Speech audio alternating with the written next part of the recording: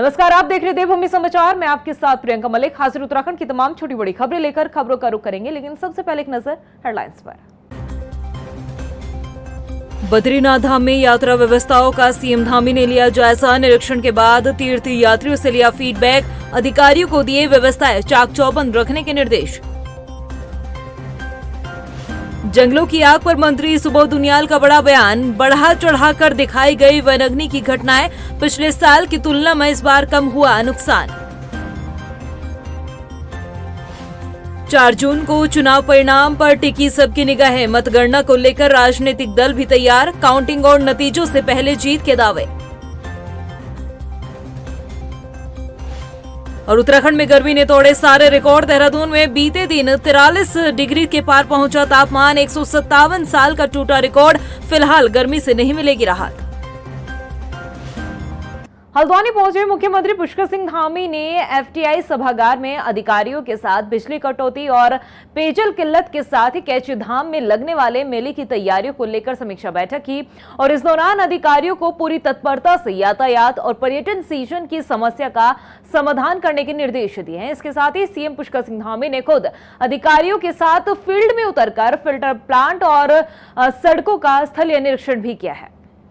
देखिए, ये अत्यधिक लोड होने के कारण से, ज़्यादा दबाव होने के कारण से ट्रांसफार्मर इत्यादि बार बार ख़राब हो रहे थे।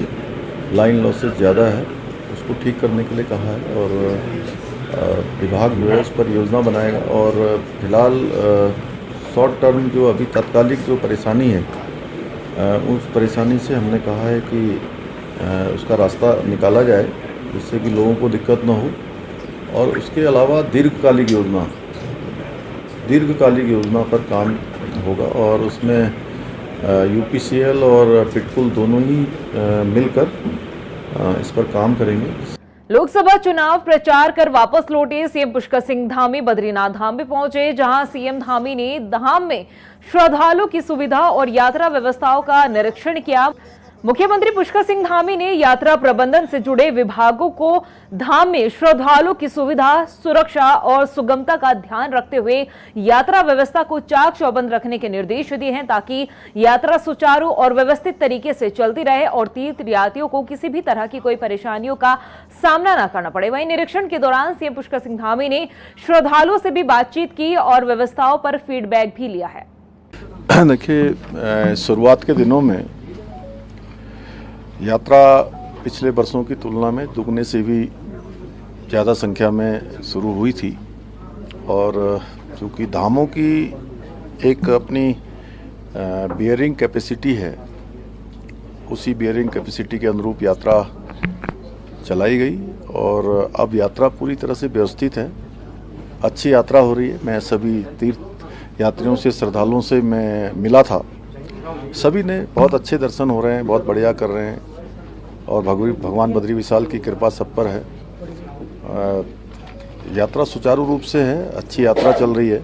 उत्तराखंड के जंगलों में लगने वाली आग को लेकर वन मंत्री सुबोध उनियाल का एक बड़ा बयान सामने आया। उन्होंने कहा है कि कुछ मीडिया हाउस द्वारा वनाग्नि की घटनाओं को बढ़ा चढ़ाकर दिखाया गया है, जबकि दूसरे सालों की तुलना में इस बार कम नुकसान हुआ है और कम आग की घटनाएं देखने को मिली है। 21-22 और 17-18 के मुकाबले अभी हम 25% पे हैं। जहां 4444 इंसिडेंट्स हुए थे 21-22 में और 17-18 में, आज 1100 कुछ इंसिडेंट्स हुए हैं। ये जरूर है कि मीडिया ने इसको कुछ ज़्यादा से ज़्यादा उछाला और लोगों को लगा, लेकिन आज हिमाचल में जाइए, हमसे ज़्यादा नुकसान हिमाचल में फॉरेस्ट फायर का हुआ, उड़ीसा में हमसे ज़्यादा हुआ। तो ये कहीं ना कहीं मीडिया बहुत एक यहाँ पर माहौल बनाया गया। एक नेशनल पेपर ने तो ये तक दे दिया कि उत्तराखंड के अंदर 40% वनों का नुकसान हुआ। तो ये कुल मिलाकर के ये देखिए, हम लोग लगातार, प्रधानमंत्री जी का भी कहना है कि कोई भी आपदा जो है बिना जन सहभागिता के उसको आप जीत नहीं सकते। तो हमारा 2 वर्ष से लगातार हमारी सरकार, मेरे मंत्री बनने के बाद, ये सरकार बनने के बाद हम लोगों ने जन सहभागिता के माध्यम से इन पर प्रभावी अंकुश लगाने के लिए काम किया। 4 जून को लोकसभा चुनाव का परिणाम आने वाला है। आम और खास सबकी निगाहें रिजल्ट पर टिकी हुई है, तो वहीं सियासी दलों की धड़कनें भी तेज हो चली है। आखिर चुनाव परिणाम को लेकर राजनीतिक पार्टियों की क्या कुछ तैयारी है, कौन मारेगा बाजी, आइए आपको इस रिपोर्ट में दिखाते हैं। 4 जून को कौन मारेगा बाजी, रिजल्ट की टेंशन में उम्मीदवार। इस बार किसकी बनेगी सरकार? 4 जून को केंद्र में किसकी सरकार बनने जा रही है? एनडीए और इंडिया गठबंधन के बीच सरकार बनाने को लेकर दावे भी किए जा रहे हैं। लेकिन उत्तराखंड की बात करें तो 5 लोकसभा सीट वाले प्रदेश में 19 अप्रैल को पहले चरण में मतदान संपन्न हुआ था और अब 4 जून का इंतजार है। मतगणना को लेकर बीजेपी और कांग्रेस अपनी अपनी जीत का दावा तो कर ही रही है, साथ ही मतगणना को लेकर कार्यकर्ताओं को भी दिशा निर्देश दिए गए हैं। बीजेपी प्रदेश अध्यक्ष महेंद्र भट्ट का कहना है कि विधानसभावार मतगणना होनी है, जिसको लेकर कार्यकर्ताओं को दिशा निर्देश दिए गए हैं। वहीं कैबिनेट मंत्री सुबोध उनियाल का कहना है कि उत्तराखंड की 5 लोकसभा सीट जीतने के साथ ही देश में फिर से प्रधानमंत्री नरेंद्र मोदी के नेतृत्व में सरकार बनने जा रही है। प्रत्येक विधानसभा स्तर पर मतगणना होनी है, उसके लिए कौन एजेंट बनेंगे, उस सब के नामों की सूची हमने प्रांत में मंगा ली है। मुझे विश्वास बताते हुए खुशी है कि हम कल या परसों पुनः एक बार जिला स्तर पर उनसे वर्चुअल मीटिंग करते हुए हमारे जिला अध्यक्ष और पूरे समय मतगणना में हमारे जो एजेंट है, मतगणना एजेंट, वो उपस्थित रहे। आरओ टेबल पर विशेष रूप से विशेष ध्यान दिया जाए और फॉर्म 17C हमारे द्वारा जो कार्यकर्ताओं ने मतदान के दिन जिनको प्राप्त हुआ था, उसके साथ हम प्रत्येक मतदान केंद्र पर हम जाने वाले और उत्साह के साथ कार्यकर्ता मतगणना में लगेगा। निश्चित रूप से एक बार फिर प्रधानमंत्री मोदी जी के नेतृत्व में एक सरकार बनने जा रही है और इसमें मैं समझता हूँ एनडीए जो हम लोगों का विगत वर्ष के जो आंकड़े हैं उसको पार करने के बाद एक ज्यादा बेहतर स्थिति में एनडीए सरकार बनाएगी। बीजेपी जहां उत्तराखंड में तीसरी बार हैट्रिक लगाकर 5 सीट जीतने की बात कर रही है, तो वहीं कांग्रेस का कहना है कि 4 जून के लिए कांग्रेस ने अपने कार्यकर्ताओं को मतगणना के लिए तैयार रहने के निर्देश दिए हैं। वहीं इस बार बीजेपी के खाते में उत्तराखंड से एक भी सीट नहीं आने वाली। ये भारतीय जनता पार्टी है, विशेषकर जो हमारे पोस्टल बैलेट हैं उसमें ये घपला कर सकते हैं और कोशिश ही हमारी ये होगी कि 17C फॉर्म 17C हम साथ लेके जाएंगे, हमारे कार्यकर्ता साथ ले जाएंगे और बूथ स्तर पर हमारा जो भी हमारे हमको जितने मत पड़े हैं, जो बैलेट पेपर अकाउंट जिसे हम कहते हैं, उसका मिलान करने का काम भी हम करेंगे। उत्तराखंड की 5 लोकसभा सीट पर मतगणना को लेकर सियासी गलियारों में हलचल तेज हो गई है। सियासी जानकारों का मानना है कि 5 सीटों में से 1-2 सीटें ऐसी हैं जहां बीजेपी फंस सकती है। बहरहाल तस्वीर तो 4 जून को ही साफ हो पाएगी। एग्जिट पोल के आंकड़ों पर कांग्रेस हाईकमान द्वारा टीवी डिबेट में प्रवक्ताओं के न बैठने को लेकर फैसला लिया गया है, जिसे बीजेपी कांग्रेस की हार का परिणाम बता रही है। तो वहीं कांग्रेस का ये कहना है कि गोदी मीडिया के चैनल से दूरी बनाने का ये फैसला पार्टी की तरफ से लिया गया है। हालांकि उन रीजनल चैनल में बैठा जाएगा जो कांग्रेस की आवाज को प्रमुखता से उठाते हैं। एग्जिट पोल तो आज शाम 5 बजे के बाद आएंगे, लेकिन मुझे लगता है कि कांग्रेस और इनके जो ये गठबंधन है, इन्होंने अपना एग्जिट पोल पहले ही निकाल दिया है। ईवीएम में खराबी, ईवीएम हैकिंग और एग्जिट पोल को बॉयकॉट करना, अभी से उन्होंने माहौल बनाना शुरू कर दिया है कि हम चुनाव हार रहे हैं। कोई हताशा निराशा नहीं है। भाजपा के जो पिछलक्कू चैनल हैं, जो भाजपा और गोदी मीडिया है, भाजपा की भाषा बोलते हैं, हमने पहले भी ऐसे चैनलों का विरोध किया है। हम आज भी उन चैनलों का बहिष्कार कर रहे हैं। हमारी पार्टी ने स्पष्ट रूप से कहा, पार्टी हाईकमान को निर्णय पहले ही ले लेना चाहिए था। जो लोग रात और दिन, आपने देखा होगा कि केवल गोदी मीडिया मोदी की तारीफ करते रहते हैं, ऐसे चैनलों को बहिष्कार करने का निर्णय लिया है। देहरादून के बिल्डर साहनी आत्महत्या मामले में पुलिस की जांच लगातार जारी है। गुप्ता बंधुओं को लेकर एक बड़ा खुलासा हुआ है, जिसके जरिए अब ये देखा जा रहा है कि आने वाले दिनों में गुप्ता बंधुओं की और भी मुश्किलें बढ़ सकती है। ये रिपोर्ट देखिए।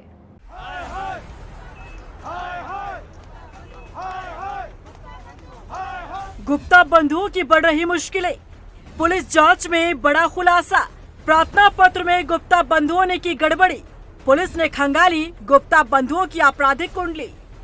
देहरादून के नामी बिल्डर साहनी आत्महत्या मामले में पुलिस की जांच लगातार आगे बढ़ती दिख रही है। गुप्ता बंधुओं पर पुलिस का शिकंजा कसता दिख रहा है। अब इस मामले में बड़ा खुलासा हुआ है, जिसके बाद माना जा रहा है कि गुप्ता बंधुओं की मुश्किलें और बढ़ सकती हैं। बता दें कि पुलिस पूछताछ में अजय गुप्ता और अनिल गुप्ता ने इस बात का खुलासा किया है कि उन्होंने सहारनपुर पुलिस को दिए गए प्रार्थना पत्र की तारीख के साथ छेड़छाड़ की है। इतना ही नहीं, पुलिस जांच में पाया गया कि गुप्ता बंधुओं के खिलाफ सहारनपुर में आधा दर्जन जालसाजी और अन्य अपराधों के मुकदमे दर्ज हैं। गुप्ता बंधुओं ने बिल्डर सत्येंद्र साहनी पर दबाव बनाने के लिए सहारनपुर पुलिस को गलत तारीख का प्रार्थना पत्र दिया था। विवेचना में जब पुलिस ने अजय गुप्ता और अनिल गुप्ता के पहले आपराधिक इतिहास के बारे में सहारनपुर पुलिस से जानकारी हासिल की तो पता चला कि दोनों व्यक्तियों के खिलाफ जनपद सहारनपुर में 6 मुकदमे रजिस्टर्ड हैं। विवेचना के दौरान अजय गुप्ता और अनिल गुप्ता ने पुलिस को बताया कि उनके द्वारा 9 मई को सहारनपुर पुलिस को एक शिकायती प्रार्थना पत्र सत्येंद्र साहनी के खिलाफ दिया गया था, लेकिन दून पुलिस ने जब प्रार्थना पत्र के बारे में जांच की तो पता चला कि प्रार्थना पत्र 9 मई के बजाय 20 मई को सहारनपुर पुलिस को दिया गया था। प्रार्थना पत्र के बारे में गुप्ता बंधुओं ने जानबूझकर सत्येंद्र साहनी को बताया था, जिससे वो काफी परेशान हो गए थे। मुकदमे की विवेचना के दौरान गुप्ता बंधुओं ने अपने पक्ष में बयान के दौरान सहारनपुर पुलिस को दिए प्रार्थना पत्र की सच्चाई का पर्दाफाश किया है। वहीं गुप्ता बंधुओं के आपराधिक इतिहास की बात करें तो सहारनपुर में कई धाराओं में मुकदमे दर्ज हैं। इनमें मुकदमा अपराध संख्या 585/14, मुकदमा अपराध संख्या 339/17, 113/22, 482/22, 96/22, 143/22। ये सभी मुकदमे उत्तर प्रदेश के सहारनपुर में दर्ज हैं। अब पुलिस गुप्ता बंधुओं से हर एंगल से पूछताछ कर रही है। ऐसे में मुश्किलों की दीवार गुप्ता बंधुओं के सामने एक के बाद एक खड़ी होती नजर आ रही है। उत्तराखंड में इस बार गर्मी ने 157 साल का रिकॉर्ड तोड़ा है। गर्मी इस बार लोगों के लिए मुसीबत बनती नजर आ रही है। देहरादून में 43.2 डिग्री तापमान दर्ज किया गया है, जो अब तक का सबसे अधिक तापमान है। ये रिपोर्ट देखिए। उत्तराखंड में गर्मी ने तोड़ा 157 साल का रिकॉर्ड।